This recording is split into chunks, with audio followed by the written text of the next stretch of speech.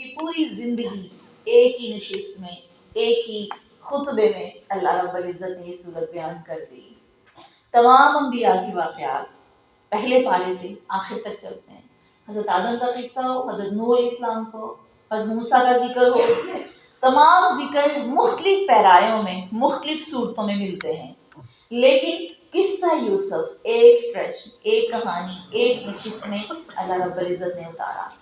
اس سے پہلے ہمیشہ ہم نے سورہ یوسف کے قصے کو ایک کہانی کی صورت میں پڑھا اور سنا۔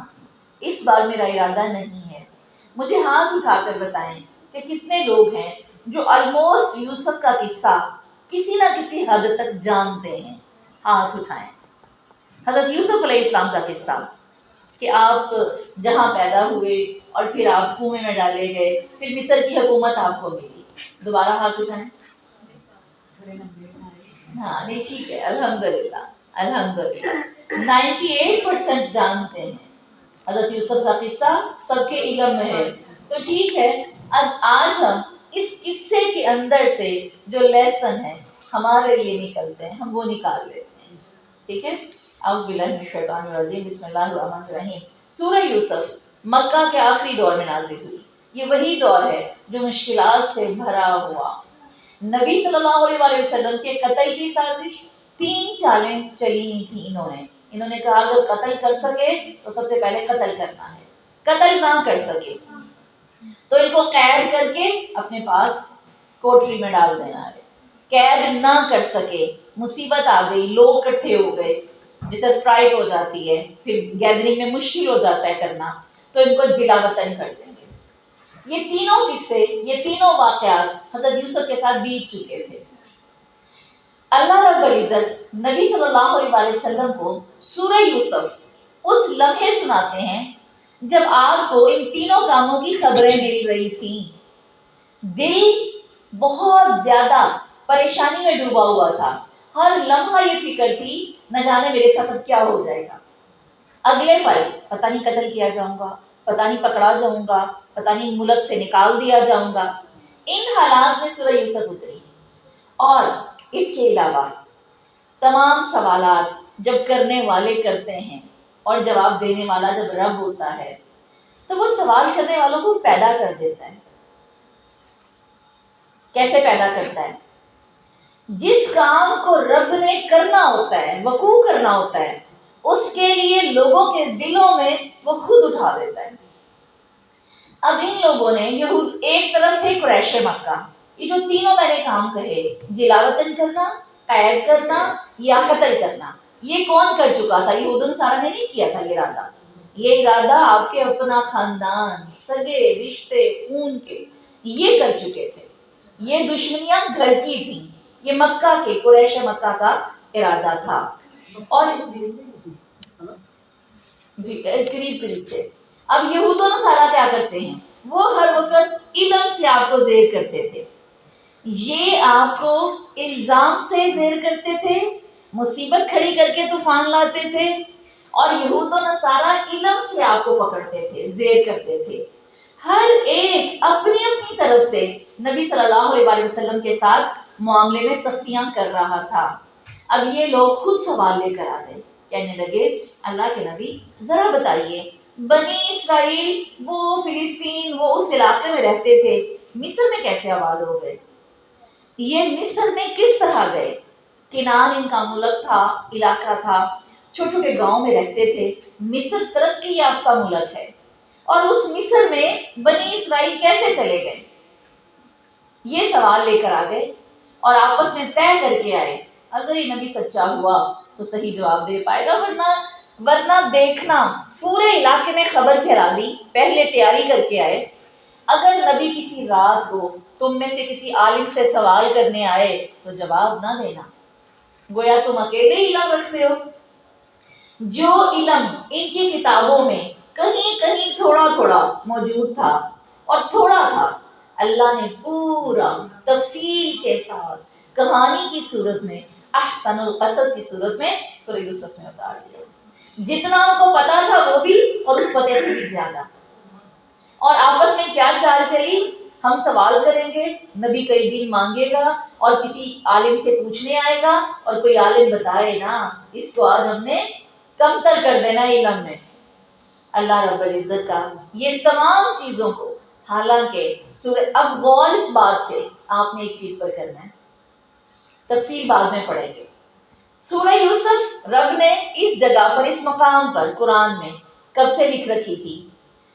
قرآن لوح محفوظ میں اس کائنات کے بننے سے پہلے 50,000 سال پہلے لکھا جا چکا تھا۔ یوسف سورہ میں اسی جگہ اترنا تھا، لوگوں کے دلوں میں سوال اس نے پیدا کیے، وہ وقت، وہ مشکلات، آپ کے دل کا ڈر اللہ نے اسباب کے ساتھ بنایا، پھر آپ کی تسلی کے لیے یوسف اتاری، یہ سارے اسباب۔ آج ہم جب تفصیل، آپ اور میں اگر کوئی ڈرامہ دیکھتے ہیں ایک کہانی کی صورت میں، تو ہمیں بعد میں ساری سمجھ آ جاتی ہے، اچھا یہ اس لیے ہو رہا تھا، اس لیے ہو رہا تھا، اس لیے ہو رہا تھا۔ اس منظر سے، یوسف سورہ کے منظر سے آپ ذرا اندازہ لگائیں، قیامت کا دن ہوگا، میری اور آپ کی زندگی کھلی ہوگی، وہ جو میں تنہائی میں رو رو کے ہلکان ہو رہی تھی، اس کے پیچھے کیا قصہ تھا، کیا سبب تھا، رب مجھ سے کیا چاہتا تھا، قیامت کا دن ہوگا، سارے منظر کھل کے سامنے آ جائیں گے۔ اس طرح آسمان سے یوں ایک ہاتھ کی طرح اسکرین کھلے گی اور آپ کو ساری آپ کی زندگی دکھائی جائے گی، اور پیچھے وہ اسباب، وہ حکمتیں، وہ مناظر دکھائے جائیں گے، پھر آپ کہیں گے اچھا اس کا یہ مطلب تھا، مجھے تکلیف اس لیے دی گئی تھی، اور میں تب سوچتی یہ رہی، اور میں کتنا غلط چلتی رہی۔ بات سمجھ آ رہی؟ آج نبی کا منظر، اس وقت سورہ یوسف، ادھر باپ کو رلایا جا رہا ہے، ادھر یوسف کو قید میں، اس کے اندر قید میں نہیں، کنویں میں، کتنی تاریکیوں میں، اندھیروں میں، خوف کی کیا حالت تھی، اس سے گزارا جا رہا ہے۔ آج تو ہم احسن القصص قصے کی صورت میں پڑھ رہے ہیں نا، ہمیں تو لطف آ رہا ہے، واؤ اس سے یہ رزلٹ کے بعد لطف آ رہا ہے نا۔ بات سمجھ آ رہی ہے؟ نبی کی کہانی، اس کی زندگی کن کی مصیبتوں میں گزری، چھوٹا سا بچہ کس طرح کنویں میں گرا پڑا ہے، کوئی سہارا نہیں ہے، کچھ کھانا نہیں، کچھ پینا نہیں، بھائی قریب ہی کھڑے ہیں، بولی لگ گئی ہے اور خاموش ہیں، اور یہ سب تکلیفیں برداشت کر رہے ہیں۔ کیا اس وقت یوسف جانتے تھے کہ میں مصر کا بادشاہ بن جاؤں گا؟ اپنے کسی آنے والے بینیفٹ کو جان کر قربانی دے رہے تھے؟ نہیں نا، میں اور آپ اپنے بینیفٹ کو جانے بغیر قربانی نہیں دے رہے۔ یہ فرق ہے میرا اور میرے نبی کا۔ آپ اور میں پہلے بینیفٹ، فائدہ ملے گا، میں اور آپ استخارہ پتہ کیوں کرتے ہیں؟ پتہ لگ جائے فائدہ ہے کہ نہیں ہے، یہ لالچ ہے نا۔ اللہ کو اس لیے استخارہ نہ کیا کرو، پتہ لگ جائے، ربا فائدہ لینے کے لیے جو تو نے اپنے لیے کچھ کیا، تو رب کے لیے تو نہ کیا، اس ولی کو تو ولی نہ مانا، مولا کو تو مولا مان کے کچھ نہ کیا۔ اللہ کو زندگی دینا، اللہ کو قربانی دینا، اللہ کو اپنا آپ دینا، اس معنی میں ہے۔ آج سورہ یوسف کو اس طریقے پر سمجھیے گا کہ کیا مشکلات کو اس کا رزلٹ دیکھ کر دی جاتی ہے، کا کوئی فائدہ ہوتا ہے۔ بدر میں پتا تھا کہ فرشتے اتر آئیں گے، جانتے ہیں کہ یہ نکلے تھے نا، تو فرشتے اتر آئے۔ جب حنین میں 30,000 کا لشکر نکلا، ایسے ساتھیوں کو دیکھا، صحابہ کہتے ہیں آج تو ہمیں کوئی ہرا ہی نہیں سکتا۔ اس وقت فتح کے بغیر اللہ نے کہا پتہ نہیں، جاؤ اپنے بلبوتے پر لے کر دکھاؤ۔ میں اور آپ اسباب لے کر نکلتے ہیں، جہیز پورا دو، میری بیٹی کو بات کوئی نہیں ہوگی، نہیں ہوتی، پورا جہیز روڈ کے قدموں میں ڈال دو، ایسے ناک چڑھا کر وہاں سے بات سننے کو ملتی ہے۔ اگر انسان رب سے نہ جڑا ہو، زمین میں ڈوب جائے، مرتے مار دے کسی کو۔ اسباب کے ساتھ خوشیاں ڈھونڈتے ہیں نا، چھوڑ دیں، بغیر 1 روپے کے رزق کے رب خوشیاں دیتا ہے، بیٹیوں کو کمال مل جاتا ہے۔ اسباب اور ان چیزوں کی حکمتوں کے پیچھے، کیونکہ ہماری تربیت برصغیر میں ہوئی ہے، ہم ہندوؤں کے ساتھی رہ چکے ہیں، ہم سکھوں کے ساتھی رہ چکے ہیں، ہماری مائیں، ہمارے دادا، ہمارے نانا ان کے ساتھی رہ چکے ہیں، وہ ابھی تک اثر نہیں کر رہا۔ کہیں عرب کے پروردہ ہوتے، کہیں مکہ کے تھوڑا سا ایمان لے کر آئے ہوتے، کہیں توحید کو سمجھنے والی اولادوں کی نسلوں سے ہوتے، خدا کی قسم ایسے نہ ہوتے، کبھی ایسے نہ ہوتے۔ ہمیں نماز، روزہ، زکوٰۃ، حج، یہ طریقے، ریچولز، رسمیں سکھا دی گئی، مسجد جانا ایک بنا دی گئی، عادت بنا دی گئی۔ بچہ اٹھے گا، ابھی آنکھ کھولے گا، قرآن پڑھانا ہے، ثواب ہے، بس ثواب کے کھاتوں میں ڈال کے ہمیں ہماری اصل حکمت سے دور کر دیا گیا۔ بس غلطی یہ ہے کہ ہم ایسی نسلوں کے خمیر ہیں جن کی صحبت میں ہندو اور سکھ تھے، وہ ابھی تک ہمارے خمیر سے نکلا نہیں۔ اگر آج ایسی مائیں پیدا ہو جائیں، اگر آج ہم نے علمی ترقی کر لی، سائنس نے ترقی کر لی، آج ہمیں اتنی سمجھیں آ گئی، ہم نے اپنے باپ دادا کے کسی اور کنسیپٹ کو کبھی بھی رائج نہیں ہونے دیا، گھروں میں وہ سب کچھ نہیں چل رہا جو پہلے تھا۔ ہم نے ایک وقت تھا اپنے دور میں، شروع میں کیمبرج سے اپوزٹ کون سا سلیبس ہے؟ آکسفورڈ کا سلیبس۔ شروع میں آکسفورڈ کا سلیبس آیا، سب نے کہا واہ یہ سلیبس پڑھانا ہے بچوں کو، کس نے خبر کر دی تھی؟ اور آج آکسفورڈ دقیانوسی ہو گیا، آج کیمبرج پڑھایا جا رہا ہے۔ مجھے کس نے بتا دیا کہ میں نے اپنے بچے کو کیمبرج پڑھانا ہے؟ کتنی سمجھیں آ گئی ہمیں؟ ہم نے اپنی ان حالات کو کیوں نہیں بدلا؟ کیا منہ دکھائیں گے رب تعالیٰ کو؟ اللہ کوئی ترقی پیچھے نہیں رہ گئی تھی۔ اگر زمانے میں آکسفورڈ آیا تو کہا پہلے یہ پڑھ لو، وہ پنجاب ٹیکسٹ بورڈ چھوڑ دو۔ اگر زمانے میں کیمبرج رائج ہو گیا تو ہم نے اپنے بچوں کو وہ پڑھایا۔ آج کے بچہ میٹرک کرے تو نارمل، او لیول کرے تو بہترین، اور ان قریب زمانہ بدلے گا، او لیول پیچھے چلا جائے گا، کوئی اور ٹرم آ جائے گی، ایمان نہیں بدلے گا۔ توحید آج بچے کو دے دے 100 سال تک نہیں بدلے گی۔ یہ دعا کبھی نہ بھولا کرے، مجھے کبھی نہیں بھولتی، اللہ اس پر استقامت دے اور اس کو قبول کرے۔ اللہ قیامت کی دیواریں ہوں گی، اللہ حدیثہ سے کے ساتھی ہوں گے، اللہ یاجوج ماجوج سے لڑائی ہو رہی ہوگی، اللہ دجال سے مقابلہ ہو رہا ہوگا، وہ جو آخری مسلمان بندہ ہوگا نا وہ میری نسل سے ہوگا۔ اللہ ایسی خیر پیدا کرنا، اللہ ایسی نسل دینا، ایسی اولاد دینا، اللہ میرے طالب علم ہوں گے اور ان کی نسلیں ہوں گی، اللہ ایسے ساتھی پیدا کرنا۔ اللہ سے چھوٹی سی خیر نہ مانگا کریں، جب بھی مانگے لمبی خیر مانگے، بڑھا کر مانگے۔ اللہ کا عرش اس سارے زمین و آسمان کی، اللہ کی کرسی پورے آسمان و زمین سے بڑی ہے اور اس کی عطائیں بھی بہت بڑی ہیں۔ اس سورہ یوسف کو نبی کی تسلی کے لیے نازل کیا جا رہا ہے، ایمان پیدا کرنے کے لیے، مشکلات کی حکمتیں سمجھانے کے لیے۔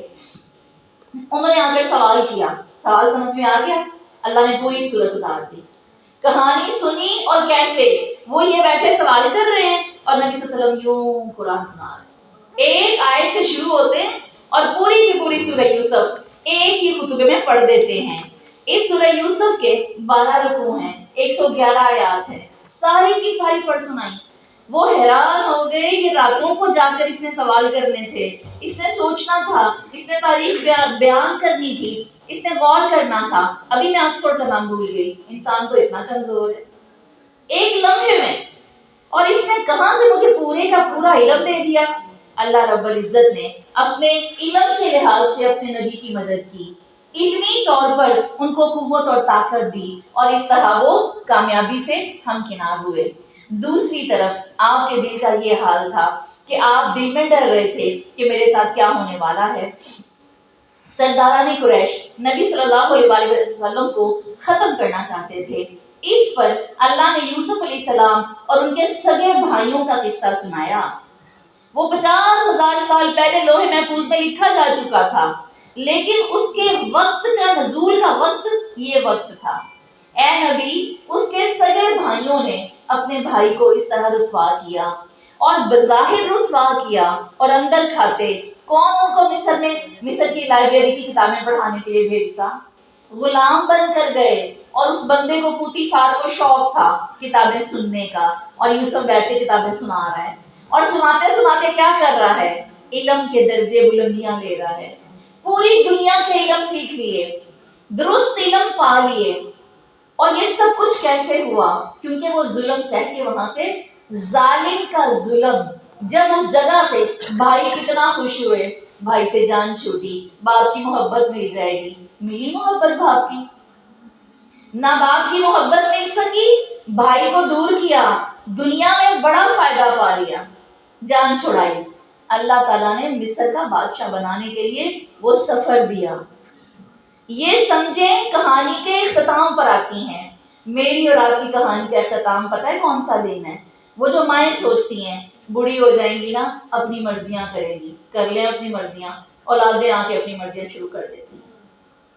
اپنا وقت جوانی کا کہ چلو اپنے گھر جا کے اپنی مرضی کریں گے، پہلے امی ابو کے گھر انہوں نے مرضی نہیں کرنے دی، سسرال جائیں گے، ساس کہتی ہے خبردار، ہلوں گی تو ہلنا، ورنہ اپنی مرضی سے ہلی تو بس خیر نہیں ہے، کوئی بات نہیں۔ عورت کہتی ہے اپنے گھر میں جاؤں گی تو مرضی کروں گی، اپنے گھر میں جا کے اب کوئی اور غلبے، کئی مصیبتیں، کئی وبال، مرضی کا موقع نہیں ملتا، سوچتی ہے اولاد جوان ہو جائے گی مرضی کروں گی، جوان اولاد کہتی ہے ماں تجھے تو سمجھ ہی نہیں ہے، ساری سمجھے تو جوان اولاد کوئی رہ گئی، کوئی ملا وقت؟ نہیں نہ ملا، نہیں ملنا، اس دنیا میں نہیں ملنا۔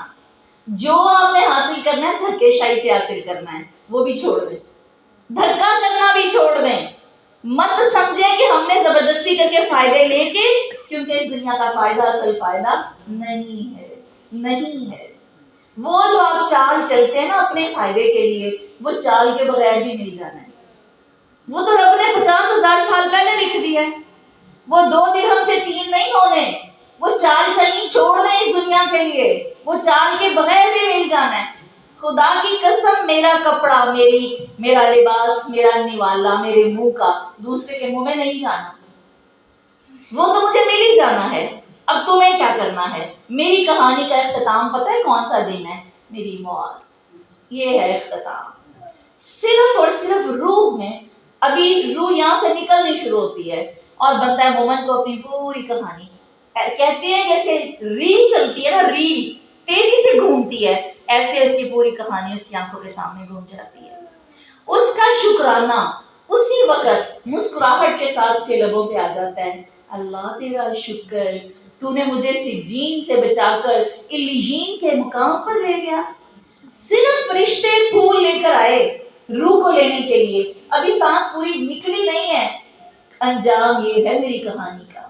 اس کا پتہ حکمتوں کا اس لمحے لگنا ہے، اللہ میں ایسے روتی روتی زندگی میں خود کو ضائع کرتی رہی، تو نے مجھے اس مقام کے لیے بنایا تھا۔ وہ اسی وقت شکرانے میں، اور اس کی روح آسمان پر جاتی ہے تو اس کی کہانی اس کی سمجھ میں آ جاتی ہے۔ لیکن اگر کوئی یہ سمجھے کہ کہانی سمجھ پہلے آ جائے گی تو نہیں آئے گی۔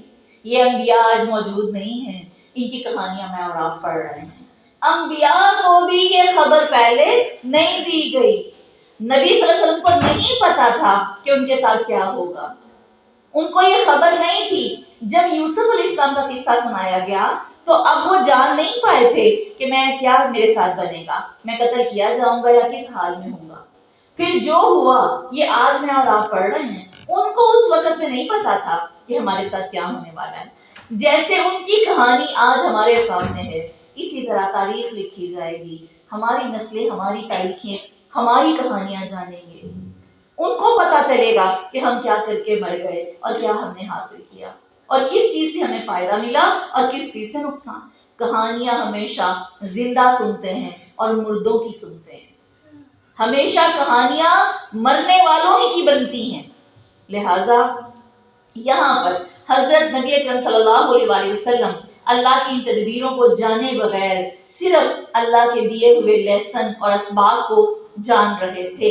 اسی طرح پہلی ہی آیات ہیں اس کی سورہ یوسف کی، اس میں اللہ کہتے ہیں لَقَدْ كَانَ فِي يُوسُفَ وَإِخْوَتِهِ آيَاتٌ لِلسَّائِلِينَ، بے شک سوال کرنے والوں کے لیے یوسف اور اس کے بھائیوں میں بہت بڑی نشانیاں ہیں۔ اگر سوال کرنے والوں کو سمجھ آ جائے، سوال یہ کر رہے ہیں اہل مکہ یہود و نصارہ کے ساتھ چل پڑا کرتے تھے، جب وہ اتنا ان کو کرتے متاثر کہ دیکھنا اس سوال کا جواب تو دے ہی نہیں پائیں گے، تو ان کی تو پہلی خواہش ہوتی تھی کہ نبی کو زیر ہوتا دیکھیں، یہ ساتھ چل پڑتے۔ اب یہ بیٹھے ہوتے تھے، ذرا بتائیں اس سوال کا جواب۔ جب جواب آ جاتا تو اللہ کہتے ہیں بڑی نشانیاں ہیں جو پوچھنے آئے ہیں، اس قصے میں ان کے لیے بڑی نشانیاں ہیں جو سوال کرنے آئے ہیں۔ بہرحال قرآن مجید نے ایک واضح ثبوت دیا۔ آئندہ 10 سال کے بعد نبی صلی اللہ علیہ وسلم کو جو مقام اور مرتبہ ملنے والا تھا، وہ مقام اور مرتبہ انہیں اللہ رب العزت نے اس واقعے کے ذریعے واضح کر دیا۔ اور اس کے واضح ہونے کے بعد اس پوری داستان میں یہ بات اللہ نے نمایاں کر کے دکھائی کہ حضرت ابراہیم، حضرت اسحاق، حضرت یعقوب اور حضرت یوسف کا دین وہی دین تھا جو آج یہ نبی لے کر آیا ہے۔ اللہ تعالیٰ نے یہ بات بھی اس میں واضح کر دی۔ دوسری طرف نبی صلی اللہ علیہ وسلم کو یہ بھی بتا دیا گیا کہ حضرت یعقوب، حضرت یوسف کے کردار اور دوسری طرف یوسف کے بھائیوں کا جو کردار ہے، اس کردار کو نوٹ کرتے جاؤ۔ یہی منظر تمہیں بھی اپنی زندگی میں دیکھنے ہی پڑیں گے۔ پھر اس قصے سے قرآن حکیم نے ایک بہت بڑی حقیقت بھی ذہن نشین کروائی، وہ یہ ہے کہ اللہ جو کام کرنا چاہتا ہے وہ ہر حال میں اپنی چالوں اور تدبیروں سے پورے کرتا ہے۔ تم سمجھتے ہو بھائیوں سے جان چھڑائی بھائی سے اور ہم نے اس کو بھیجا۔ کل پرسوں میں نے وضاحت کی تھی کہ اللہ اچھے کام کے وقت میں اللہ اپنے نبی سے کہہ رہا تھا ہمارا میتا ازرا میتا، تو نے نہیں پھینکا میں نے پھینکا، تو نے نہیں قتل کیا کفار کو میں نے قتل کیا۔ اچھا اللہ یہ اچھائی کے معاملے میں بیان کر رہا ہے، آج یہ اعلان بھی سن لیں، وہ تم نے نہیں بھیجا اس کو، تم نے نہیں ظلم کیا، میں نے تم سے ظلم کروایا۔ مظلوم اور جو مغلوب ہوتا ہے اس پر جو زیادتی ہو رہی ہوتی ہے اور وہ سہ رہا ہوتا ہے، اگر اس وقت اس کے لیے رب العزت بھلائی خیر اکٹھی کرنے کے لیے اس پر زیادتی کروا رہا ہے تو آپ جانتے ہیں ظالم کو بھی تو اللہ ہی شے دے رہا ہوتا ہے، جاؤ کرو۔ آج یہ بات بھی سمجھ میں آ گئی۔ بھائیوں کے دل میں جو نفرت تھی، نفرت ان کی اپنی وجہ سے تھی، وہ اللہ نے نہیں ڈالی تھی، لیکن ظلم کرنے پر اللہ نے کہا جاؤ کرو۔ کیوں؟ اللہ ڈھیل دے رہا تھا، اپنی برائی کو جتنا بڑھا سکتے ہو بڑھا لو۔ اللہ تعالیٰ نے اس میں واضح کر دیا کہ اللہ کی چال تمہاری چالوں سے بڑی کمتر ہے، بڑی کمتر ہے۔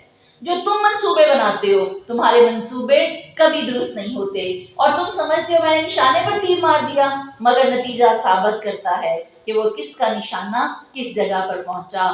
کوئی بھی اپنے لیے فائدے خود چال چل کے اکٹھے نہیں کر سکتا۔ یوسف علیہ السلام کے بھائی جب ان کو کنویں میں پھینک رہے تھے اس دن کتنے خوش تھے کہ ہم نے اپنی راہ کا کانٹا ہٹا دیا، مگر ان کو یہ پتا نہیں تھا کہ وہ بلندی کی سیڑھی کا پہلا زینے پر بٹھا رہے تھے، وہ کنویں میں ڈال رہے تھے، بلندی کی سیڑھی کے پہلے قدم پر خود ڈال کے آ رہے تھے۔ اگر ایک باپ کی محبت قبول کر لیتے، برداشت کر لیتے تو وہ سفر ہی اختیار نہ کرتا۔ بہرحال اللہ رب العزت نے جب نبی یوسف علیہ السلام کو عزیز مصر کی بیوی سے جب قید میں ڈلوایا تو اس قید میں ڈال کر وہ سوچ رہی تھی اب یہ جھک کے میرے پاس آئے گا۔ وہ کس کی طرف سفر تھا؟ ایک آپ کو بات اس پوری کہانی میں سمجھ آ رہی ہے؟ ہر بلندی کے پیچھے ایک مشقت تھی۔ کچھ روایات میں آتا ہے 9 سال قید کاٹی، کچھ میں آتا ہے 14 سال قید کاٹی۔ اور پھر یہ خاتون کیا کرتی تھی؟ جب اس نے دیکھا کہ کئی مہینے گزر گئے ہیں، یوسف علیہ السلام کی کوئی خبر نہیں آئی، یوسف علیہ السلام کا کوئی خط پتر نہیں آیا، کوئی اطلاع نہیں ملی، اپنے کرندے بھیجے کہ دیکھ کر آؤ یوسف کس حال میں ہے۔ پتا چلا یوسف تو پورے قید خانے کی صفائی کروا کے اور ان کے جو مرے چوہے اور گندگیاں اور بو اور ناپاکیاں ختم کر کے ان سے دوستی کر کے ان کو بہترین حال میں رکھ رہا ہے۔ اس کو تو آگ لگ گئی، میں نے کس لیے بھیجا تھا اور یہ کیا کرنے بیٹھ گیا؟ اس نے وہاں بھی یہ کام شروع کر دیے۔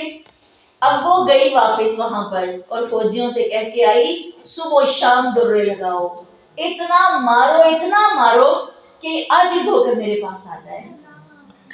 اتنی سخت سزا، قید ہے اور بیڑیاں گلے سے لے کر پاؤں تک ڈالی ہوئی ہیں، سارا کچھ باندھا ہوا ہے، اور اس کے بعد کمر پہ درے لگوائے جا رہے ہیں، بغیر گناہ کے سزائیں۔ ہاں، اور ہم ایک دوسرے سے کالز کرتی ہیں نا تو کہتی ہیں پتہ نہیں کس جرم کی سزا مل رہی ہے، پتہ نہیں کون سا گناہ. اللہ ابھی تک ہمیں اپنے گناہوں کا ہی نہیں پتا. ابھی بھی مجھے اور آپ کو اس دنیا میں رہتے ہوئے گناہ کا پتہ کرنا ہے. نبیوں کو اپنے گناہوں کا پتہ تھا جس کی وہ سزائیں پاتے تھے. بغیر گناہ کے بھی سزا دیتا ہے رب، آزمانے کے لیے، بلندیاں دینے کے لیے. اور جیسے جیسے اب آپ کو پہلے وہاں سے علم دینا تھا، غلام بنا دیا. علم دینا تھا نا، وہ غلامی میں سیکھا جانا تھا اور غلامی دے کے علم دیا. پھر اس کے بعد آپ کو جو ہے اب وزیر بنانا تھا تو وزیر کا درجہ دینا تھا، وزیر کے ساتھ رکھنا تھا. تو اس کے بعد پھر آپ کو بادشاہ بنانے کی طرف لے کر جانا تھا. تو کیا کیا؟ قید میں ڈال دیا. اب قید میں پھر سزائیں دلوائی گئیں اور اس ساری سزا کو سہا. یہ اللہ کے رستے تک پہنچنے کا راستہ تھا. نہیں، بہت لوگوں کا یہی نظریہ. چلیں درمیان میں پھر بات نکل جائے گی. کچھ لوگوں کا نظریہ ہے کہ زلیخا کے ساتھ قید کے اندر یا قید کی رہائی پر زلیخا کا نکاح ہو گیا تھا. یہ ایک بات ہے جو تاریخ نہیں بتاتی، جو حدیث نہیں بتاتی. اگر ایسی کوئی حقیقت ہوتی تو حدیث واضح کر دیتی، اور اگر بنی اسرائیلی روایات سے یہ بات مل بھی جائے تو قرآن کیا کہتا ہے؟ حدیثوا عن بنی اسرائیل ولا تصدقوا ولا کذبوا. نہ ان کی تصدیق کرو نہ ان کی تکذیب کرو. کیا پتا، ہو سکتا ہے اگر ایسا ہوا ہوتا تو کوئی بات سامنے آ جاتی، اور اگر ہم کہیں نہیں ہوا تو ہم غلط کریں گے. کیا پتا ہوا ہی ہو کچھ. آپ کا حکم کیا ہے؟ ہمارے نبی کا حکم کیا ہے؟ بنی اسرائیل کی روایات سنو، نہ تصدیق کرو نہ تکذیب کرو. ہمارے علم میں ایسا کچھ نہیں ہے. ہماری تاریخ، اسلام کی تاریخ اس پر خاموش ہے کہ زلیخا کی شادی ہوئی تھی یا نہیں ہوئی تھی، وہ جوان ہوئی تھی کہ نہیں ہوئی تھی. دونوں باتیں یہ خاموش ہے. ٹھیک ہے، ہاں بنی اسرائیل کہتے ہیں، اور اگر وہ کہتے ہیں تو ہم اس پر خاموش رہیں گے. ہم یہ نہیں کہیں گے کہ شادی نہیں ہوئی تھی، اور یہ بھی نہیں کہیں گے کہ ہوئی تھی. سمجھ میں آ گیا؟ جن کا یہ سوال تھا ان کو جواب مل گیا. قید خانے میں اس عورت نے ظلم کروایا اور اس کے بدلے آپ کو اللہ تعالیٰ نے اب وزارت سے، پہلے وزارت کا علم سیکھا اور اب بادشاہت کا، اور اب اللہ تعالیٰ نے آپ کو بادشاہت کی طرف لے کے جانا تھا. ایسی تاریخ کی بہت ساری مثالیں ہیں کہ اللہ رب العزت جس کو بلند کرتا ہے، اٹھانا چاہتا ہے، ساری دنیا مل کے اس کو گرا نہیں سکتی. جس کو اللہ گرانا چاہتا ہے پوری دنیا مل کے اس کو بلند نہیں کر سکتی. سارے اسباب اللہ ترتیب دیتا ہے. وہ مدبر ہے اور مدبر کائنات ہے. جس مدبر نے سورج کی رفتار کو کبھی کم اور زیادہ نہیں ہونے دیا، وہ آپ کی اور میری تقدیر کو ہلنے دے گا. جس نے کبھی اپنے موسموں کو اپنے وقت پر آنے سے کمی اور بیشی نہیں ہونے دی، وہ میری اور آپ کے فیصلوں میں کوئی غلطی کرے گا؟ جس جگہ، جس اوقات، جس حیثیت سے مجھے رکھنا تھا اور جو میرے سے اللہ کا تقاضا تھا، کیا اللہ کی اس میں کوئی غلطی ہو سکتی ہے؟ ایسا کرنا اس کے لیے محال ہے، ناممکن ہے. بلکہ ساری تدبیریں الٹ دیتا ہے جب وہ کچھ کرنا چاہتا ہے.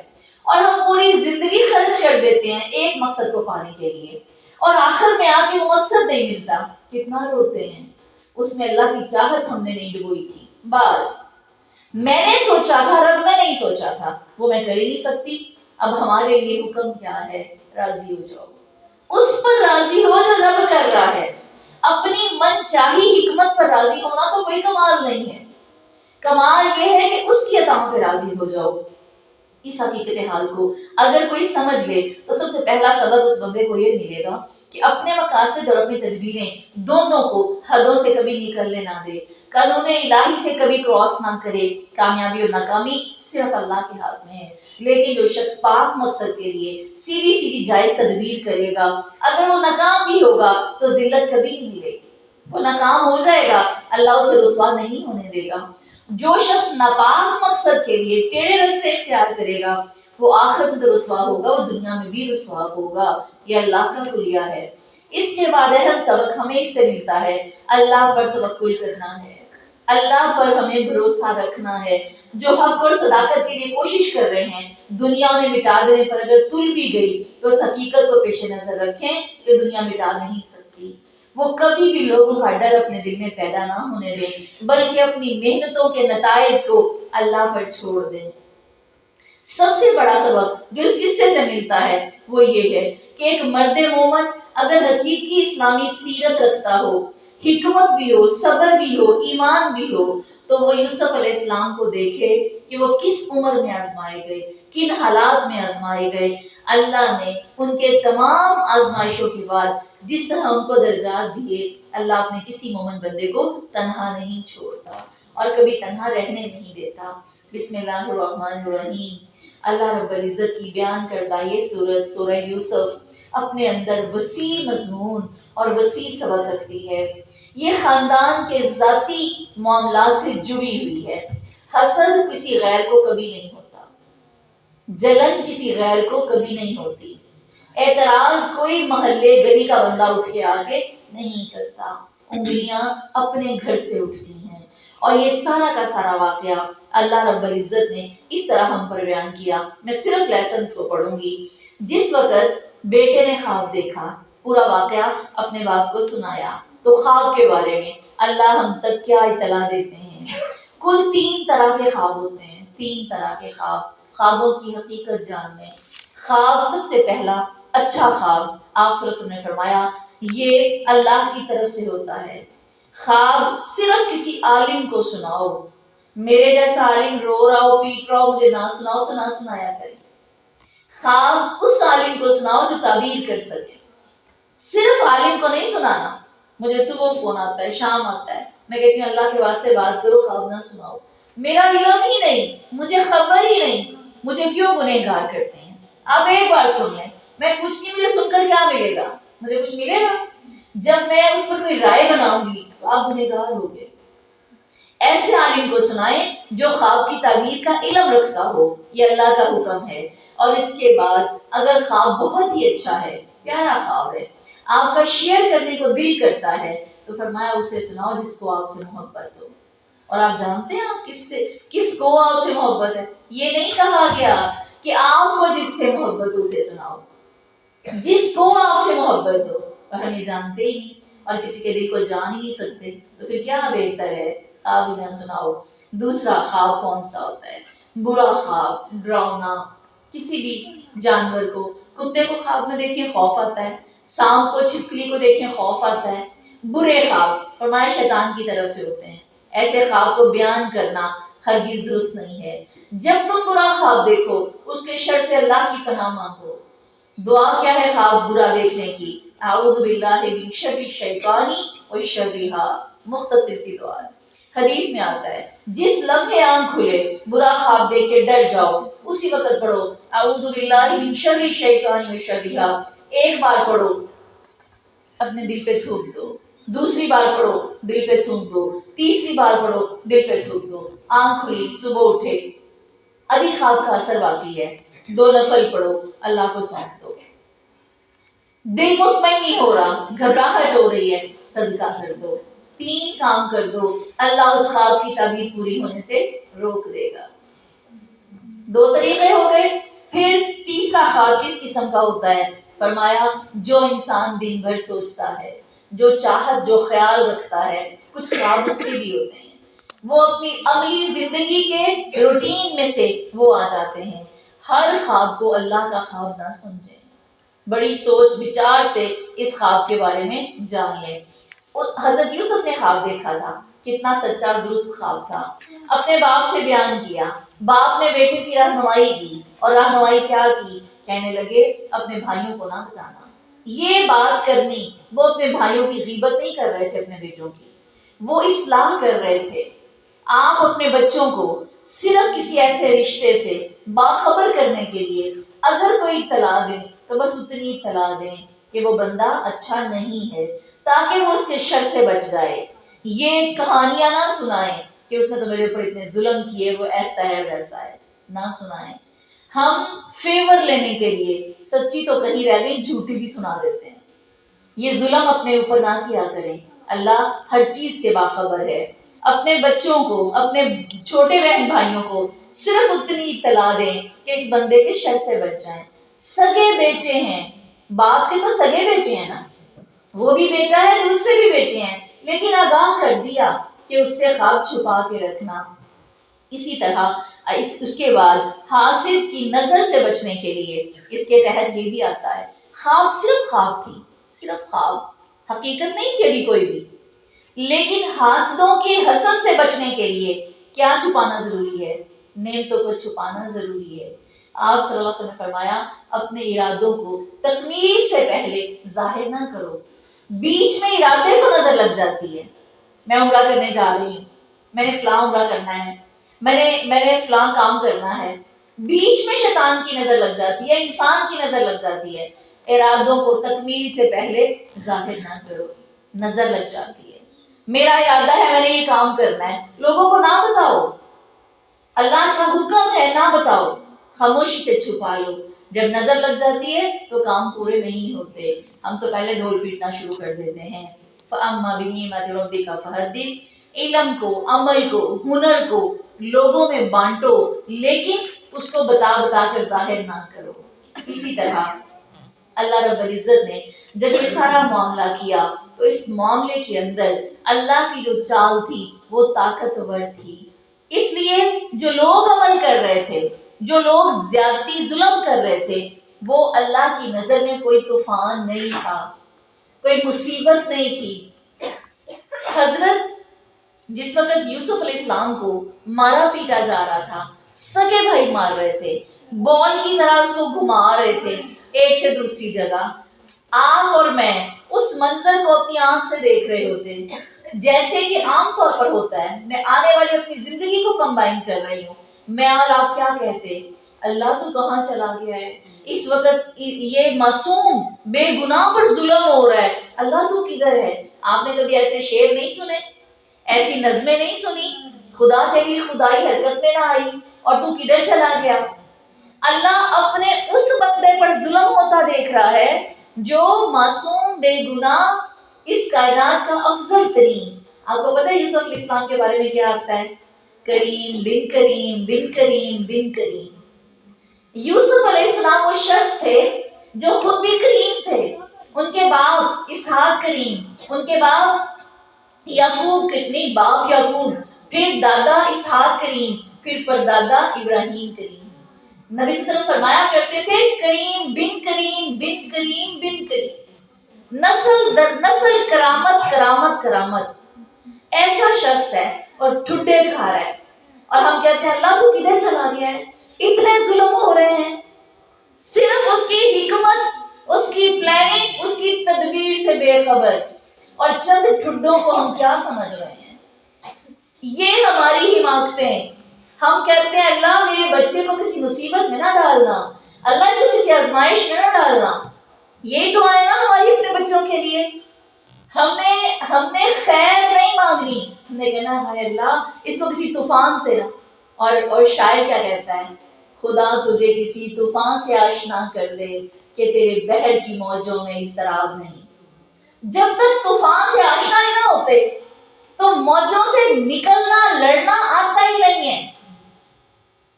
یہ تو اس سے پوچھیں کہ جو تنہا رہ کر زندگی گزارتا ہے، تنہا رہنا کتنا مشکل ہے، مگر جو جینا اسے آتا ہے وہ اکٹھے رہ کر جینے والوں کو مزہ نہیں آتا.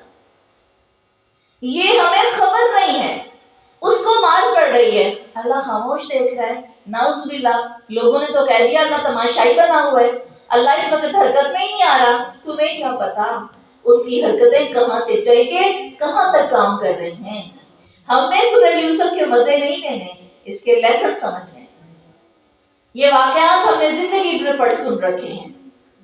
ان کو اللہ کہتے ہیں طاقت کا گھمنڈ تھا، ان کو پتہ ہی نہیں تھا ان کی طاقت تو راکھ کا ڈھیر بننے والی ہے، ان کی طاقت تو کسی کام ہی نہیں آنے والی. وہ 10 تھے اور یہ 2 تھے، ایک کو گھر چھوڑائے، ایک کو تنہا مارا، اور انہوں نے کیا کام کیا.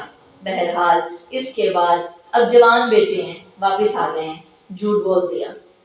منظر آپ کو پتا ہے نا کہانی کے، جوان بیٹے واپس آ گئے ہیں باپ سے. کیا باپ کو خبر نہ ہوئی تھی؟ کتنا خوبصورت جواب، ایک لفظ، ایک جملہ، भेड़िया पूरा यूसुफ खा गया और एक पंजे से नाखून भी ना मारा लिबास पे, कमीज पूरी उतार के तुम्हें दे गया। गौर तो करें इस एक जुमले में क्या था, सारी कहानी पता चल गई।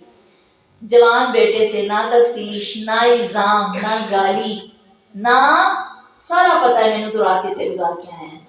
ऐसे कहते हैं माए बच्चों को, मुझे सारा पता है तुम्हारी चालों का। अपने बच्चों की हया ना उतारें, आंख से देख ले बच्चे ने चोरी की है, पी जाए, खुदा की कसम पी जाए, रब से सजदा करें और बच्चे को कोई वाकया सुना दें, कोई किस्सा सुना दें, उसको अल्लाह का डर दे दें। ना कहें कि मुझे सारा पता है तुम क्या करते हो, तुम जो जो चंद चढ़ाते हो। वो कहता है कहाँ पता लग गया है, अब मैं और चढ़ाऊंगा, देखो। हजरत वैसे भी आसमान से वही आती है, उनके पास इल्म है, नबी है और अक्ल और हिकमत रब ने दे रखी है। कहते हैं पूरा यूसुफ खा गया भेड़िया और कमीज को एक पंजा भी ना मार के गया। कितना उसने मेरे बेटे के, उसने यूसुफ की कमीज का कितना ख्याल रखा और यूसुफ को खाते वक्त भेड़िए को नजर ना कुछ आया। अंदाजा लगाएं, कभी सवाल ना करें, अपने बच्चों को बेहया ना करें, उनको हर वक्त गाली गलोच और बुरा भला ना करें और छोड़ दें और अल्लाह से मांगें, इशू क्रिएट ना करें।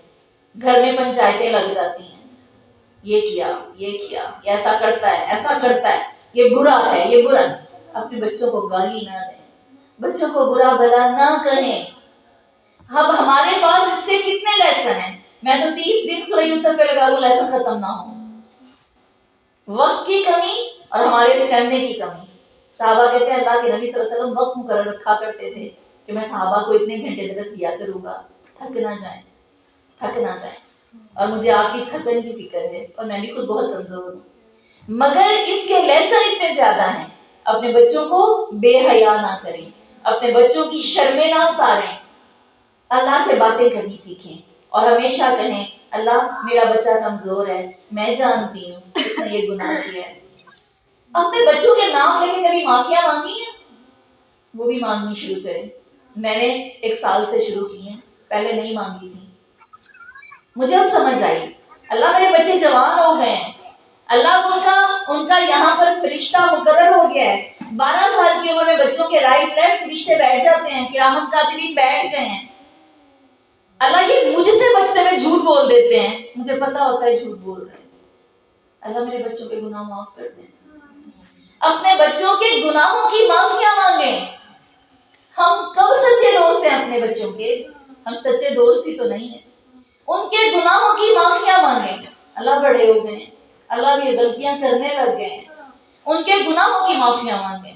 अल्लाह से रो रो के जैसे अपनी गुनाहों की माफिया मांगी जाती हैं। अपने बच्चों पर इल्जाम ना लगाएं, बच्चे को गुनाहों में शेर ना करें। आपको पता है सारी जिंदगी इन बच्चों को, 10 बच्चों को कितनी नदामत और शर्मिंदगी रही इस गुनाह की। अल्लाह ने माफ कर दिया उनका गुनाह, छोटा गुनाह नहीं था, अल्लाह ने माफ किया। बाप ने सबसे पहले कदम पे माफ किया। अस्सब्रु इंद सदमतिल उला, पहले लम्हे में सब्र, पहली खबर, और माँ फट पड़ती है। अल्लाह के नाम पे अपनी जज्बातियत को कंट्रोल करें और इसी तरह इतनी कीमती औलादों की नाकदरी ना करें। अल्लाह कहते हैं कि मैंने गुलाम नहीं दिए तुम्हारे हाथों में, उठो एक मारो, उठो इधर से कूटना शुरू कर दो। सोच समझ के बच्चों पे हाथ उठाया करें। 10 साल का बच्चा नमाज ना पढ़े, हाथ उठाने का हुक्म है। तुमने मेरे से आगे बात क्यों की, तुमने ऐसे क्यों किया, बात बात पे मारना जायज नहीं है। किसी इस्लाम के कानून पर हाथ उठाना है, बिला वजह नहीं उठाना।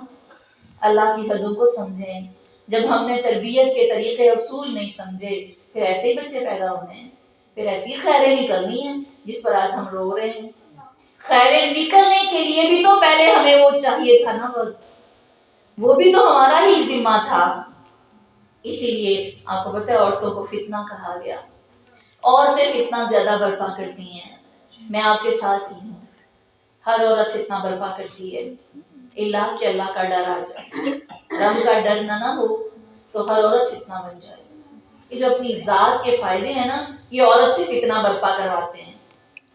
अपना हक लेना, अपने फायदे पाना। क्या हम भेड़ हैं, बकरी हैं? کیا ہم جنگلی جانور ہیں؟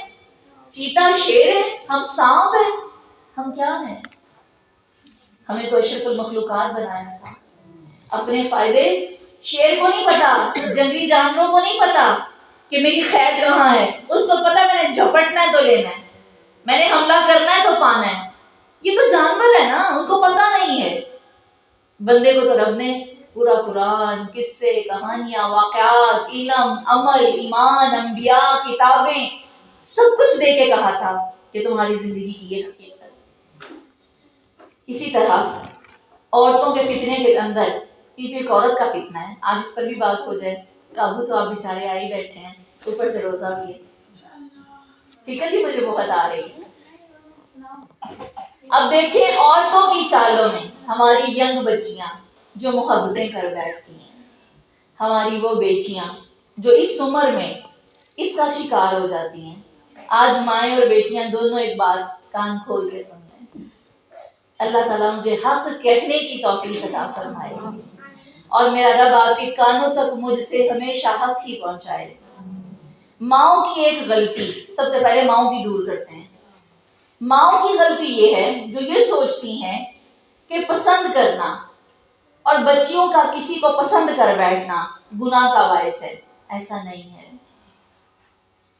کسی کا اچھا لگنا اس عمر کا تقاضا ہے، اس ایج کا تقاضا ہے.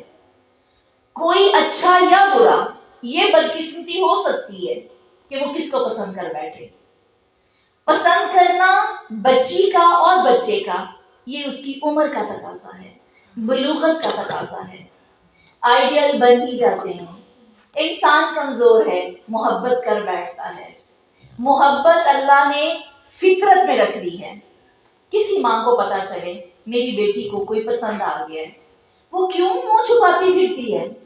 وہ کیوں ندامت کا شکار ہو جاتی ہے؟ وہ کیوں مصیبت میں خود کو سمجھتی ہے؟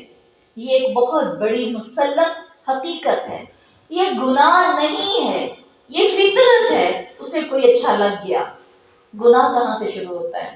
وہ قدم اٹھاتی ہے، وہ رابطہ کرتی ہے، وہ فون کرتی ہے، چیٹ کرتی ہے، وہ بات کرتی ہے.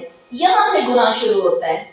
اگر میں نے اپنے بچے اور بچی کو اتنی محبت دی ہوتی، اس کو میں نے اپنے بازو دیے ہوتے، اس کے دل کو کبھی کبھی دیکھا ہوتا، اپنا دل اسے سامنے شفقت سے بھرا رکھا ہوتا، تو وہ اپنی محبت، اپنی پسند سب سے پہلے کس سے شیئر کرتی؟ اپنی ماں سے کرتی. اپنے بچوں کو اتنا اعتماد دیں، اتنی محبت دیں، اس سے کہ بیٹا تمہاری نظر کو کوئی اچھا لگے سب سے پہلے مجھے بتانا، پوری کائنات میں سب سے پہلے میں تمہارا ساتھ دوں گی. یہ گناہ ہی نہیں ہے کہ کوئی کسی کو پسند کر لیتا ہے، یہ فطرت میں ہے. ایک بہت بڑی بات، آپ اپنی بچی کو نکاح کے ساتھ کوئی ایک طریقہ بتا کے بھیجتے ہیں شوہر کے ساتھ کیسے رہنا ہے، رہنا سیکھ جاتی ہے نا. وقت کا تقاضا، بلوغت کا تقاضا پورا کر گزرتی ہے نا. وہ کیسے پورا کر لیتی ہے؟ آپ نے تو نہیں سمجھائے تھے آداب صحبت، کیسے کر گئی وہ پورا؟ عمر کا تقاضا کر لیا نا اس نے پورا. اسی طرح اس بچی کو، جو بچہ آپ کی گود میں پیدا ہوتا ہے، وہ پیدا ہوتے ہی تھوڑی دیر گزرتی ہے، آپ اگر اسے کچھ نہ دیں تو منہ کی حرکت آپ دیکھتے ہیں، آپ کو پتا چلتا ہے بچہ کچھ کھانے کو مانگ رہا ہے.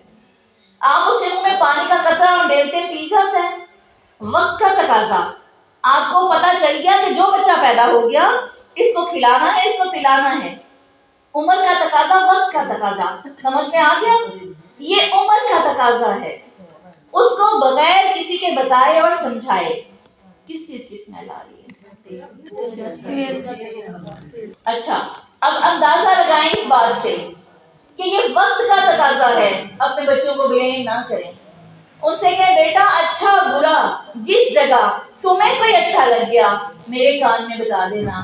بیٹا میں تمہاری عزت، میں تمہاری محبت، میں تمہارے دل کا ساتھ دوں گی.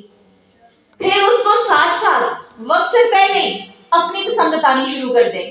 اسے کہ بیٹا ایسا لڑکا یا ایسی لڑکی مجھے پسند نہیں ہے. اور مجھے کیوں نہیں پسند؟ میں کون ہوتی ہوں پسند کرنے والی؟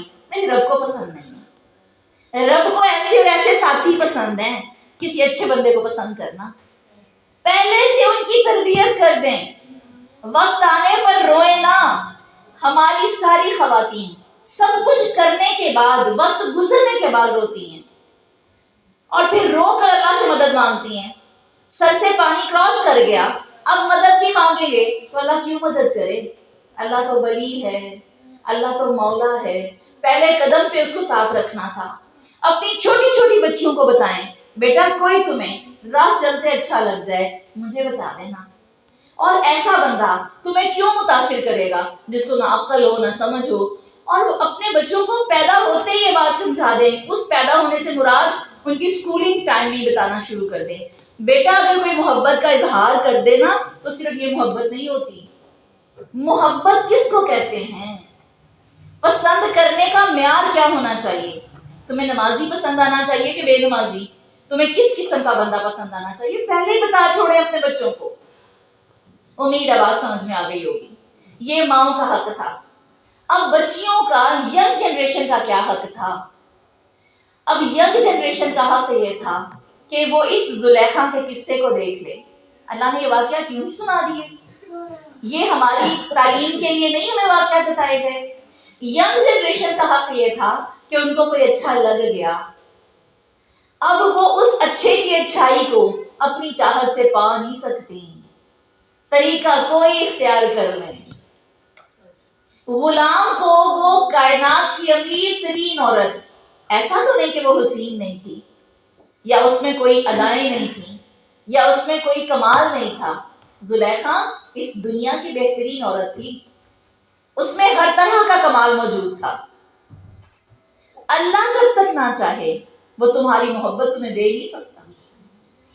اپنی محبت پانے کے لیے درست راستے اختیار کرو، کسی ٹیڑھ چال سے، کسی غلط طریقے سے، سیم وہی ہے۔ ہر خوشی رزق کی طرح ہے، ہر خوشی رزق کی طرح ہے، چاہے وہ علم ہو، چاہے وہ محبت ہو، چاہے وہ پیسہ ہو، ہر چیز نعمت رزق ہے اللہ کا، اور وہ رازق صرف تنہا رب ہے، دینا اسی رب نے ہے۔ حلال طریقے سے بھی تمہیں وہ مل سکتا ہے اگر رب نے لکھا ہے۔ پوری کائنات کے حرام راستے اختیار کر لو، تمہاری محبت نہیں ملے گی اگر رب نے نہیں لکھی ہوئی۔ یہ ہے ینگ جنریشن کے لیے پیغام۔ محبتیں ہو جانا گناہ نہیں، ان کے لیے غلط راستے اختیار کرنا گناہ ہے۔ قرآن میں اللہ کہتے ہیں اپنے ہی دلی دوست نہ بنانے شروع کر دو، چھپی دوستیاں نہ کرنی شروع کر دو، اللہ کو پسند نہیں ہے۔ غیر محرم کو ایک نظر اٹھا کر دیکھنا انسان کی ناپاکی کا باعث، حیا ختم ہو جاتی ہے، دین ختم ہو جاتا ہے۔ غیر محرم کو نہ نظر اٹھا کے دیکھیں نہ رابطے کریں، اور تو اور منگنی کے بعد بھی کوئی رابطہ جائز نہیں، حرام حرام حرام ہے۔ رابطہ صرف نکاح کے ساتھ شروع ہوتا ہے۔ آپ جب تک اس کی دسترس میں نہیں دے دیے گئے، آپ کا ولی، آپ کا باپ بھائی آپ کو دوسرے کے نکاح میں ڈال دے اور رخصت کر دے، اس لمحے سے پہلے آپ کسی مرد کے لیے حلال نہیں ہو۔ کوئی رابطہ جو منگنی کے بعد بھی کیا جاتا ہے وہ جائز نہیں ہے، اور دوسری طرف پسند کرنا گناہ نہیں ہے۔ اب یہ کمپنسیٹ کرنا ہے ماں بیٹیوں کو، ماں بیٹوں کو، اولادوں کو اور ماؤں کو آپس میں رابطہ تعلق مضبوط کرنا ہے کہ اس کو گناہ نہ سمجھیں، اس کو اچھے طریقے سے ہینڈل کریں۔ اسی طرح یوسف علیہ السلام سے ایک چھوٹی سی کوتاہی، حالانکہ یہ کوتاہی نہیں تھی مگر اللہ کو یہ بھی پسند نہ آیا، اس ظالم عورت کے چنگل سے نکلنے کے لیے کہتے ہیں اللہ اس عورت سے مجھے بچا لے، اس سے بہتر ہے مجھے قید میں ڈال دے۔ اس زلیخا کو قید کا خیال ہی کیوں آیا تھا؟ اللہ نے یوسف کو یہ دکھانا تھا۔ ہم عورتیں کہتے ہیں اللہ اس بچے کی زندگی دے دے، میری لے لے۔ مائیں کہتی ہیں اللہ میری بچی کو سکھ دے دے، مجھ سے لے لے۔ کیسے؟ یعنی اللہ نے تم سے زندگی لے کر اس کو دینی، اللہ کے پاس زندگی نہیں ہے، سانسیں ختم ہو گئی رب کے پاس۔ تمہارے سکھ تمہاری بیٹی کو رب نے دینے ہیں، رب کے پاس سکھ ختم ہو گئے۔ گھٹیا سوچ، کم ظرفی کی دعا، قلت کی دعائیں نہ مانگا کریں، لمیٹڈ نہ مانگا کریں۔ اللہ سے صرف انہوں نے اتنا کہا اور اس عورت کے دل میں عین خیال قید ہی کا آیا، فوراً کہتی ہے اس کو سزا بھی قید کی دی جائے۔ اللہ ظالموں کے منہ سے جو مجھے سزائیں دلوا رہا ہے نا، اس کے پیچھے بھی میری کوتاہی ہے، میری غلطیاں ہیں، میری کمزوریاں ہیں۔ یہ سارے لیسن اللہ ہمیں اپنی زندگی میں حاصل کرنے کی توفیق دے۔ پہاڑوں جیسا ایمان تھا یوسف علیہ السلام کا، پہاڑوں جیسا ایمان تھا۔ کہا قید منظور ہے، اس عورت سے بچا لے، اللہ نے کہا لو عورت سے بھی بچا لیا اور قید میں بھی ڈال دیا۔ اللہ کی کوئی بھی کمی کبھی نہ مانگے، اللہ یہ نعمت دے دے، یہ محبت دے دے، میں سارے دکھ سہ لوں گی، کبھی نہ کہیں۔ محبت مل گئی ایک دکھ نہیں سہا جانا، محبت سے بھی نفرت ہو جائے گی۔ کہیں اللہ محبت بھی دے تو اپنی رحمت کی دے، اپنی پسند کی دے، اللہ جو نعمت دے خیر کی دے۔ بیٹا دے دے اللہ، کیسا بھی ہو بس بیٹا تو، ہاں بیٹا پرانے اخلاق، اللہ اس سے اچھا بیٹی دے دیتا۔ اللہ کی پلاننگ کے وقت ساتھ شامل ہو جانا تھا، جب تمہاری تقدیر لکھی جا رہی تھی، چل پڑنا تھا ساتھ، جا کے کھڑے ہو کے لکھ لینا تھا کچھ اپنے لیے۔ اللہ رب العزت کے کاموں میں اپنی علمیت، اپنی حکمت جگانا درست نہیں ہے، اللہ کے فیصلوں کو قبول کرنا۔ اب جیل میں بیٹھے ہیں، جیل میں آ گئے، قید ہو گئی، جیل میں آ کر وہاں پر رویہ طریقہ لوگوں کے ساتھ ایسا خوبصورت، اچانک ایک دن دو آدمی آ گئے ہیں اور آ کے ان کو بھی دوسرا ہی دن ہوا ہے، سارے لوگ ہیں اسی بندے کے پاس، حضرت یوسف کے پاس آ کے بیٹھ جاتے ہیں اور کہتے ہیں کہ ہمیں محسوس ہوتا ہے اِنَّا نَرَاكَ مِنَ الْمُحْسِنِينَ، ہم تجھے محسنوں میں سے دیکھتے ہیں، ہم دیکھتے ہیں تو سب سے اچھا انسان ہے، ہمیں خوابوں کی تعبیر بتا دو۔ کہتے ہیں اے میرے قید کے ساتھیو، اتنے پیار سے مخاطب کرتے ہیں، اتنی محبت سے، اجنبی ہیں، غیر مسلم ہیں، اتنی محبت سے مخاطب کرتے ہیں۔ یہ جو گفتگو ہوتی ہے نا، یہ جو مخاطب کرنا ہوتا ہے، یہ جو محبت دینا ہوتا ہے، نرمی سے بات کرنا ہوتا ہے، یہ اللہ کی وہ عطا ہے جو بہت ظالموں کو بھی اسیر کر دیتی ہے، جو مشکلات کو بھی نرم کر دیتی ہے۔ حضرت نبی اکرم صلی اللہ علیہ وسلم فرماتے ہیں مجھے اپنے بھائی یوسف کی سادہ دلی اور صبر پر تعجب ہوتا ہے۔ ان کو ایک بھائی قید سے لینے کے لیے آیا، واپسی لینے کے لیے آیا، کہتے ہیں واپس جاؤ، بادشاہ سے کو پہلے اس الزام سے بری کرے پھر آؤں گا۔ اللہ کے نبی فرماتے ہیں اس کی جگہ میں ہوتا تو بھاگا دروازے پہ جاتا۔ صبر پہ رشک آتا ہے کہ اس بندے نے ایسے قید کو قبول کیا، ایک نبی دوسرے نبی پہ رشک کر رہا ہے کہ اس کی کمال۔ ہم کہتے ہیں تمہیں کیا پتا جو تم نے صبر کیا تھا نا، ایک بڑی عورت چھوٹی عورت کو تسلی دے رہی ہو نا، ایک سہیلی دوسری سہیلی کو کہتی ہے نا جو میرے گھر کا غم ہے نا، دکھ ہے، وہ تجھ سے بہت بڑا ہے۔ اللہ کے نبی کہتے ہیں ان کا کمال صبر ہے، میں نہ اتنا کر سکتا۔ اور ہم اپنی غموں کو بڑا کہتے ہیں اور نبی دوسرے کے صبر کو بڑا کہتے ہیں۔ حضرت امام ابراہیم مقدسی کہتے ہیں اپنے شاگرد عباس بن عبد الدائم کو وصیت کرتے ہوئے کہتے ہیں کہ قرآن کی کثرت سے تلاوت کرو اور کرتے رہو، اسے کبھی نہ چھوڑنا۔ تم قرآن کی تلاوت کرتے رہو گے، تم جو طلب کرو گے تمہارے لیے اللہ وہی تمہارے لیے آسان کرتا جائے گا۔ تم تلاوت کرتے رہا کرو اور چاہتے ہیں اللہ خود بخود آسان کرتا جائے گا۔ پھر فرماتے ہیں تم قرات کی مقدار کے مطابق اللہ سے دیکھو اور اللہ تمہارے مقصد کو قرات کے مطابق پورا کرتا جائے۔ شدت کی ضرورت پڑ گئی ہے، آج کچھ سمجھ نہیں آ رہی، وظیفہ کیا کریں، کیا مانگیں، قرآن پکڑے اور تلاوت کرنی شروع کر دیں۔ جتنی مقدار تلاوت کی بڑھاتے جاؤ گے کام میں آسانیاں پاتے جاؤ گے۔ کیا کمال اس قرآن کے اندر ہے، کیا اس کے اندر معجزات ہیں۔ 13واں پارہ شروع ہوتا ہے، حضرت یوسف علیہ السلام کہتے ہیں اللہ تو نے جو مجھے اس عورت کے چنگل سے نکالا تو میں اپنے نفس کو کبھی بری نہیں کروں گا، میں تو کہیں اس کا شکار ہی نہ ہو جاتا اگر تو مجھے الا ما رحم ربی، اگر تو مجھ پر رحم نہ کرتا۔ میں اور آپ اپنا واقعہ اپنے دل میں سوچتے ہیں، دل میں تنہائی میں، ہائے میں نے اتنی محنت کی تھی نا تو ایسا ہو گیا، میں نے اتنی چالیں چلی، میں نے اس بندے سے وہ سفارش نہ کروائی ہوتی تو یہ کام نہ ہوتا۔ کہاں سفارش، کہاں وہ بندہ، کہاں وہ میری چال، کچھ کام نہ آتی الا ما رحم ربی۔ جب تنہائی میں اپنے دل میں اپنی، قرآن کیا کہتا ہے، فلا تزکوا انفسہم، اپنے نفسوں کے تزکیے نہ بیان کیا کرو، خود کو بہتر اور اچھا نہ سمجھا کرو، یہ سب کچھ اللہ کی توفیق اور اس کی عطا ہی سے نصیب ہوتا ہے۔ نبی صلی اللہ علیہ وآلہ وسلم حضرت یوسف کے صبر کی اور نیکی کی مثال بڑی توجہ سے دیا کرتے، بڑی محبت سے ان کا ذکر کیا کرتے۔ آپ صلی اللہ علیہ وسلم نے فرمایا جتنی مشقت زیادہ ہوتی ہے اسی مقدار پر اللہ کی رحمت حاصل ہوتی ہے۔ اللہ کی مدد کس کے مطابق آتی ہے؟ مشقت کے مطابق۔ اور ایک کیا ہم نے سیکھا؟ قرآن کی قرات کے مطابق۔ جتنا قرآن پڑھتے ہیں اتنی مدد آسان ہو جاتی ہے، جتنی مشقت اور تکلیفیں اٹھاتے ہیں اتنی محبت آسان ہو جاتی ہے اللہ کی۔ اسی طرح لوگوں کو اپنی تعریفوں کے قصے نہ سنایا کرو، لوگوں کو اپنی باتیں بھڑ بھڑ کے ذکر نہ کیا کرو۔ اب واقعہ آ گیا کہ جب حضرت یوسف علیہ السلام اب وہاں سے نکلے اور مصر کے بادشاہ بنا دیے گئے، اور یہ سب جانتے ہیں کتنی تکلیفوں کے بعد آپ پر یہ وقت آیا۔ جب آپ بادشاہ بنا دیے گئے تو سب سے پہلے آپ کو باہر آتے کس کی یاد آئی؟ اپنے باپ اور بھائیوں کی یاد آئی۔ ابھی زبان سے دعا نہیں کی، مشقت سے نکلے ہیں، باپ یاد آتا ہے، بھائی یاد آتے ہیں، گھر یاد آتا ہے، خالہ نے پالا تھا، وہ خالہ جو ماں کی، اس وقت ایک ہی وقت میں سگی بہنوں کا نکاح جائز تھا، آج کی شریعت میں حرام ہے۔ تو سگی بہن ماں کی جو تھی وہ اپنی باپ کی بھی بیوی تھی، یعنی خالہ تھی اور ساتھ میں ماں تھی۔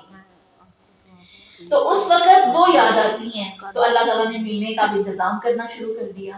نبی کی چاہت شروع ہوتی ہے، اللہ ان کے ملنے کے انتظام بنا دیتا ہے۔ قحط پڑ جاتا ہے، بھائی آ جاتے ہیں ملنے کے لیے، باپ ان کو کہتا ہے ایک دروازے سے داخل نہ ہونا۔ اس کے تحت ہم نے آج اپنے لیے کیا جاننا ہے؟ نظر لگنا برحق ہے، نظر ضرور لگتی ہے، صرف انسانوں کی نظر نہیں لگتی، جنوں کی نظر لگتی ہے، شیاطین کی نظر لگتی ہے۔ چل پھر رہے ہوتے ہیں، کوئی دیکھا اس کی اٹھ پر نظر لگ جاتی ہے۔ اگر بسم اللہ پڑھے بغیر ہم تنہائی میں کپڑے بدل رہے ہوتے ہیں، ہمیں شیاطین دیکھ رہے ہوتے ہیں۔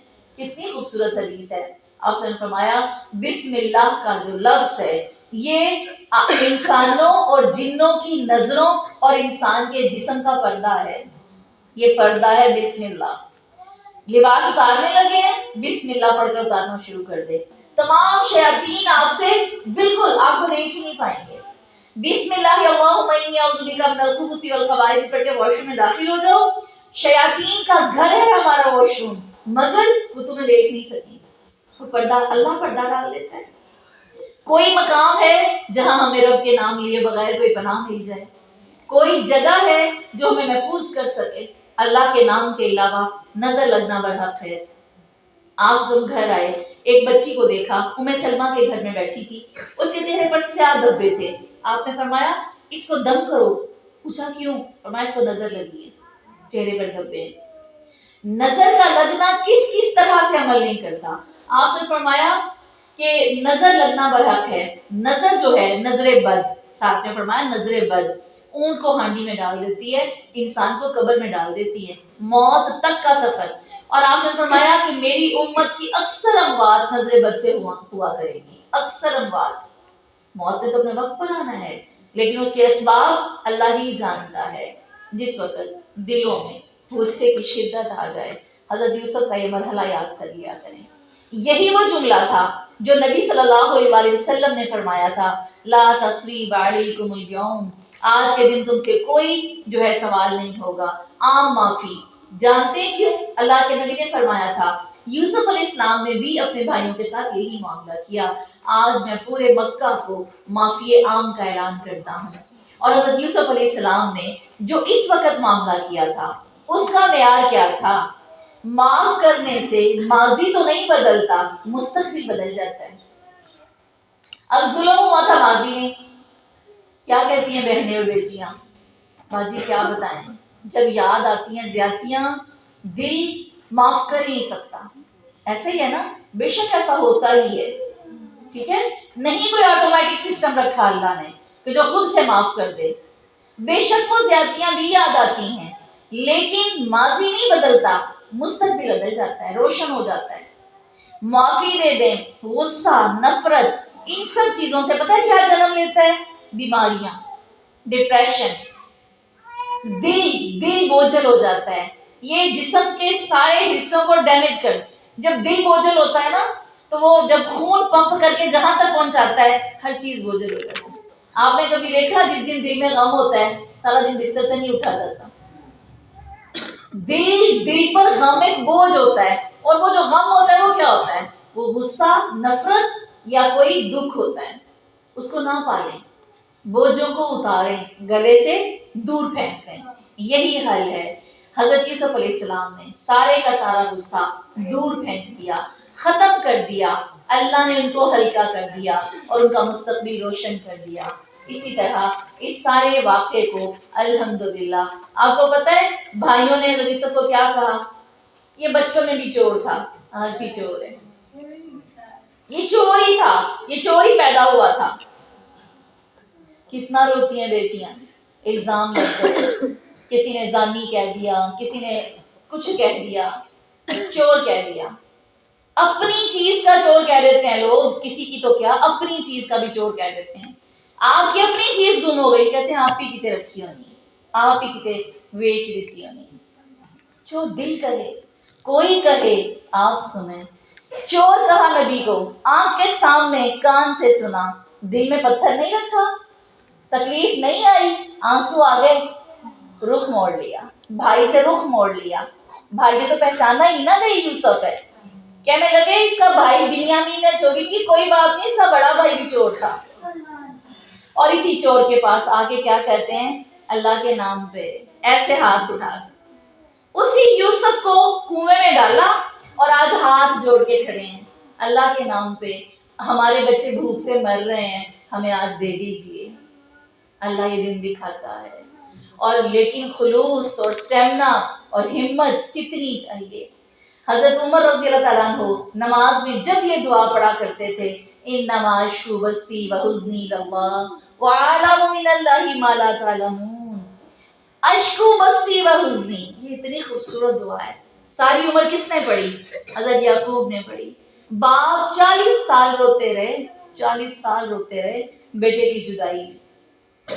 ابھی فرشتہ صرف قمیض لے کر آ رہا تھا، فرشتہ نہیں، وہ قافلہ قمیض لے کر آ رہا تھا، فرشتہ نے خبر کر دی، اپنے گھر والوں سے کہتے ہیں مجھے یوسف کی خوشبو آ رہی ہے۔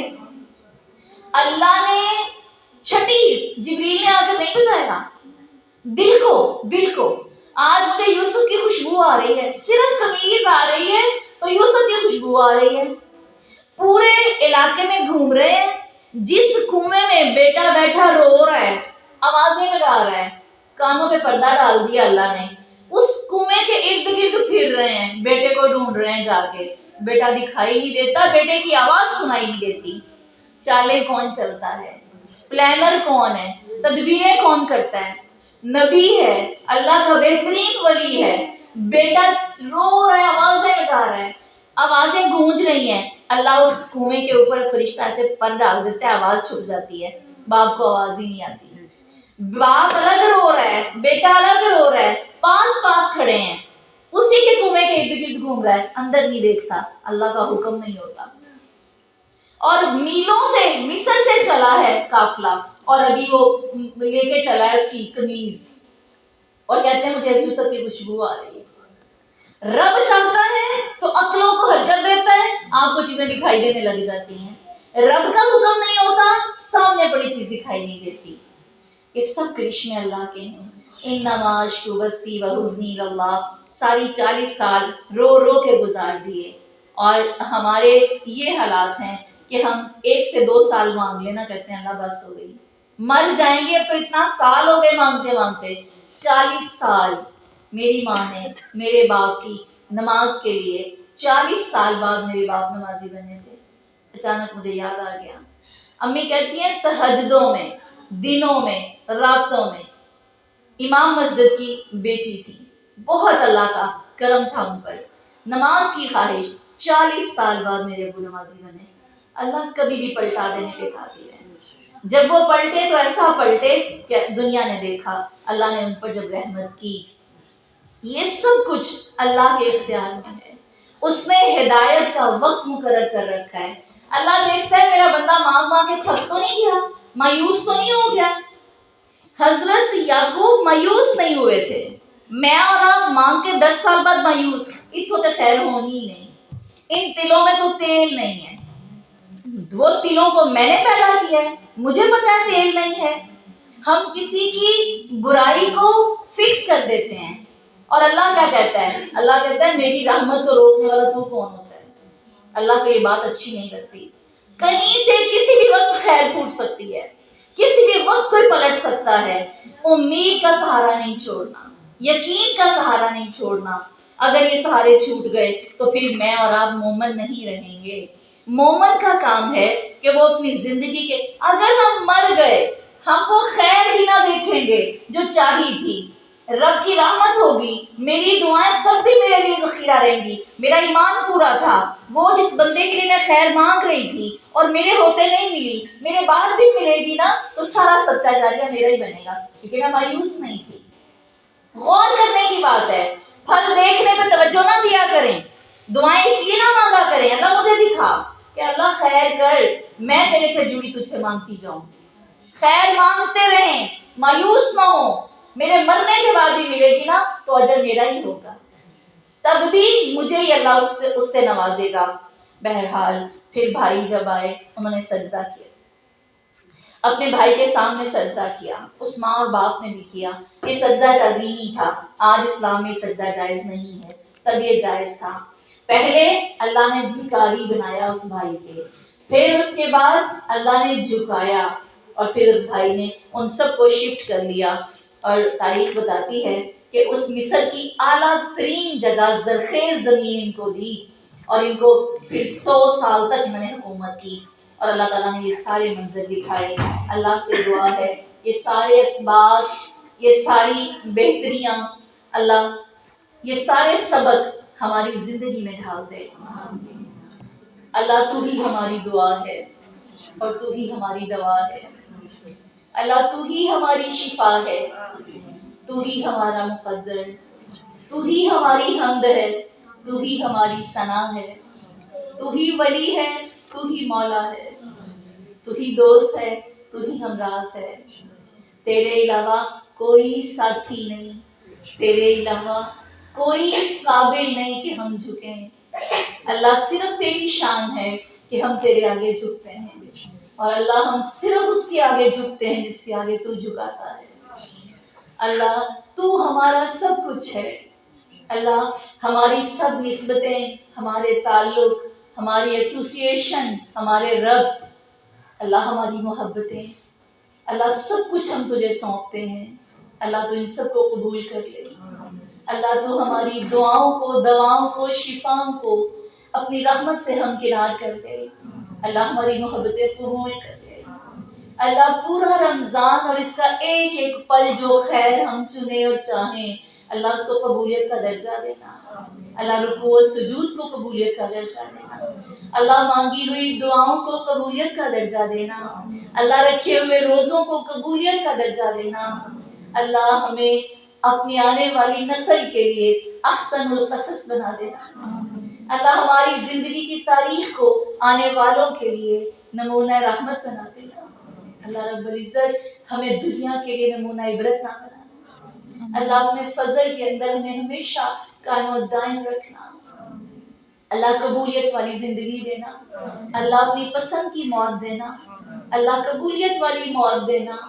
اللہ ہماری روحوں کو اور ہمارے جسموں کو اپنی راحت نصیب کر دے. اللہ دلوں کو راحت دے دے، دماغوں کو راحت دے دے. اللہ ہمارے علم اور عمل کو ایمان اور تقویٰ دے دے.